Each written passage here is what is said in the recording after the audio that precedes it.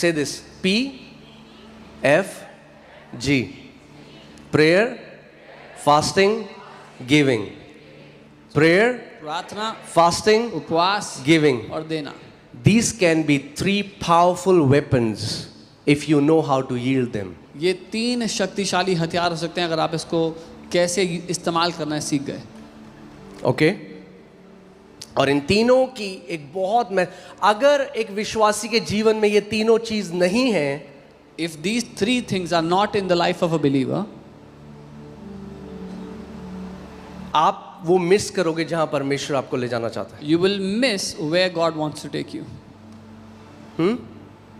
सो इसका मतलब वैसे ही जीसस ने कहा when you fast, when you pray, when you give. इसका मतलब यीशु मसीह ये मानते हैं कि मेरे लोग प्रार्थना करने वाले, उपवास करने वाले और उदारता से देने वाले होंगे.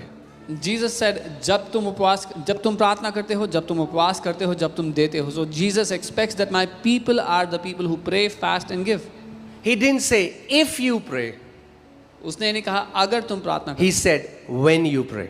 उसने कहा जब तुम प्रार्थना He didn't say if you fast. करो. उसने नहीं कहा अगर तुम उपवास करो. He said when you fast. उसने कहा जब तुम उपवास करो. He didn't say if you give. उसने ये नहीं कहा अगर तुम दो. He said when you give. उसने कहा जब तुम दो. अगर इन 3 चाबियों को आप सीख गए अपने जीवन में अप्लाई करना, और ये केवल एक इवेंट ना हो मगर लाइफस्टाइल हो जाए आपकी, तो आपकी बढ़ोतरी को कोई रोक नहीं सकता यीशु के नाम में. If you learn these 3 keys and they become your lifestyle, no one can stop your growth in life. Okay